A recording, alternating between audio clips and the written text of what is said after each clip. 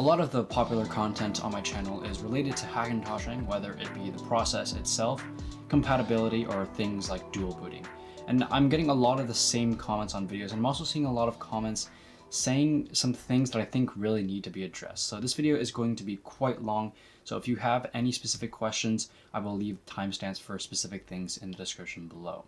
The first thing that I'll talk about is the most prominent issue, and that's who should be Hackintoshing and who should not be Hackintoshing. First of all, if you're a professional and you rely on your machine for work and you cannot have crashes at all and you can't take time to go and fix those crashes, then I would recommend getting a real Mac or just using Windows instead. If you're looking for pre-made EFIs or simple tools to help you Hackintosh, then I would strongly advise against Hackintoshing, and I will not provide any support for people who post that kind of stuff in the comments. This also applies to knowing your hardware. If you don't know the name of your CPU and you can't be bothered to search up things like the CPU generation, your motherboard chipset, or your audio codec, then don't Hackintosh. I get a lot of these comments in my Discord asking for things like pre-made EFIs, using tools like Naresh, IATCOS, those simple Hackintosh tools, or just asking people to do the work for them. And you really shouldn't be Hackintoshing if you're asking for that kind of stuff. Sure, installing and making your USB is half of the Hackintosh process, but the other half, the more important half, is knowing how to maintain, troubleshoot, fix, and update a Hackintosh as well. If you're not able to go through the process yourself, you won't be able to learn about the things that go into a Hackintosh and how to fix issues when they come up. Hackintoshing can be fairly straightforward, but if you're not willing to put in the work yourself and research and struggle a little bit, then you'll always have to constantly rely on the help of others, which is never a good thing. Now, before we go on to everything else, I also want to talk about the overall process of Hackintoshing, because this actually relates to pretty much every other topic in this video, and I also get a lot of comments related to this topic. It's like, hey Brandon, can you make a guide for my specific laptop or my specific PC or whatever?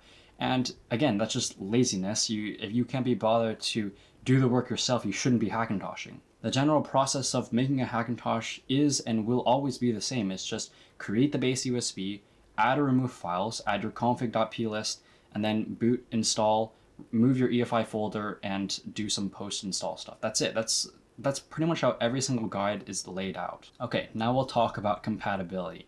I get a lot of comments asking about compatibility. Number one is always laptop. Can you Hackintosh a laptop? Is it possible to Hackintosh my laptop? Is it possible to do this guide with laptop? And while I literally have the words desktop only in my Hackintosh guides, I have it in the description too, and in the pinned comment, some people still ask this, even in the Discord sometimes. So, yes, it is possible to Hackintosh, not with my guides. It will never be possible to do it with my video guides. Now, you'll be able to do it with the Dortania guide, and the reason it will never work with any of my guides is simply because I don't talk about the necessary files that you need for a laptop, the requirements, or anything like that. There are a lot more files necessary for a laptop, like a screen, keyboard, and touchpad texts, more SSDTs, etc. So following my guide will never return a properly working laptop Hackintosh. If you want to Hackintosh your laptop, again, follow the Dortania guide, which I will have linked in the description below. First, I'll talk about some of the requirements though, because that's something that I actually can talk about versus the overall process. Firstly, AMD CPU users should stay away due to poor power management and thus poor battery life, and Radeon integrated graphics don't work at all. Second, you'll actually have to have a CPU with Intel Graphics GT2 or above. This means that many Celerons, Pentiums, and Atom chips do not work. You'll also have to keep in mind that you will most likely not be able to use your dedicated GPU, so you won't be able to do heavy GPU accelerated work. This is because of how dedicated GPUs on MacBooks are laid out internally versus most other laptops. So even if you have a Radeon GPU that is compatible, you probably won't be able to get it to work. Instead, most people will just disable their discrete GPU when doing the config.plist and just run it off of the integrated graphics.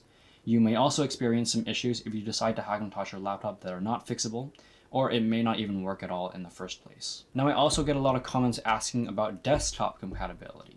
Yes, you can use integrated graphics in place of AMD Radeon graphics. And yes, you can use NVIDIA GPUs, but your selection is very, very limited. Unfortunately for NVIDIA GPUs, GTX 9 and 10 series cards are only supported up to High Sierra, and GTX 7XX series cards are the only one with full support besides the GTX 750 and 750 Ti.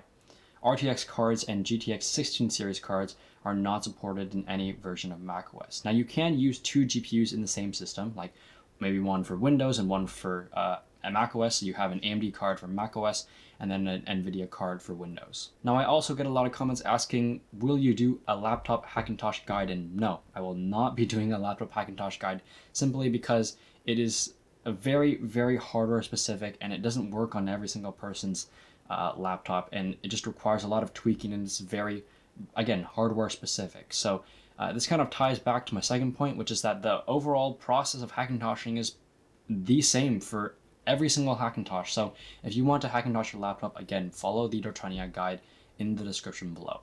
I also get a lot of comments asking about the functionality of a Hackintosh versus a real Mac. In terms of iCloud services like FaceTime, iMessage, etc., that all works provided you're willing to try enough serials, and I will leave a guide on how to fix iCloud services in the description below. Things like AirDrop and Handoff also work fairly well considering that you have a supported Bluetooth card. If you're using an AMD Hackintosh, you might run into some software-related problems, most notably on Adobe apps. So like personally, I've had some issues with Lightroom and Photoshop.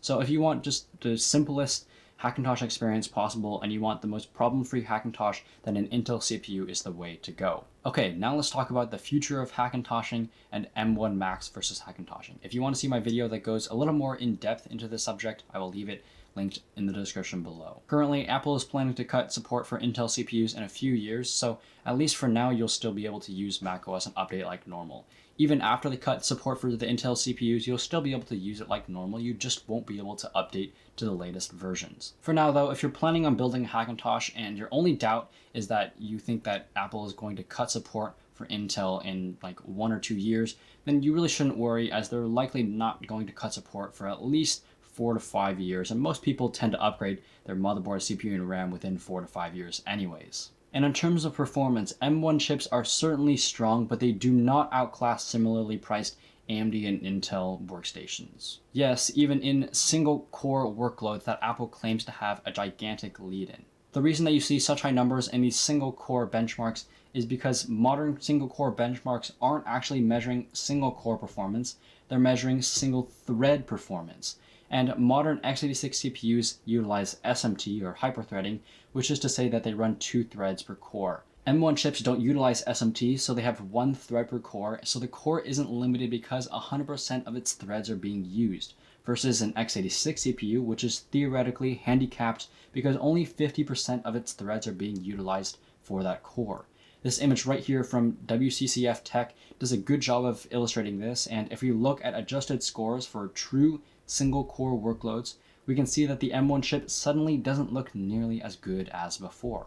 Okay, lastly, I'm just going to respond to some popular questions on my videos. First of all, yes, it is possible to make a Clover bootable USB in a VM. With OpenCore, I'm not really sure why you wouldn't just use Windows instead, and you may run into some problems while dumping your SSDTs. Second, if you have any post-install issues, then I will leave a link to the Dartania post-install troubleshooting guide, which is extremely helpful. The r/Hackintosh subreddit in Discord, along with my Discord, is also helpful, but again, keep in mind that if you're not willing to struggle a little bit and put in the work yourself, then don't Hackintosh. There's also tools like MultiBeast, Nresh, and IATCOS out there that claim to make it super easy and simple to Hackintosh. First of all, you don't know what kind of software they're putting into these things. You could easily have some malware injected into your bootloader that steals your information, like when you log into some website or you enter your credit card info. Not to mention that it's pretty hard to troubleshoot these things because you actually haven't put in the work yourself that much, and these things don't allow for wide customization like OpenCore does. Alright, lastly, I'll leave a link to a Google Doc with a bunch of my video guides, reference material, and troubleshooting guides, along with a lot of other helpful material that will help you along your Hackintoshing journey. Alright, good luck with Hackintoshing, and don't forget to stay safe.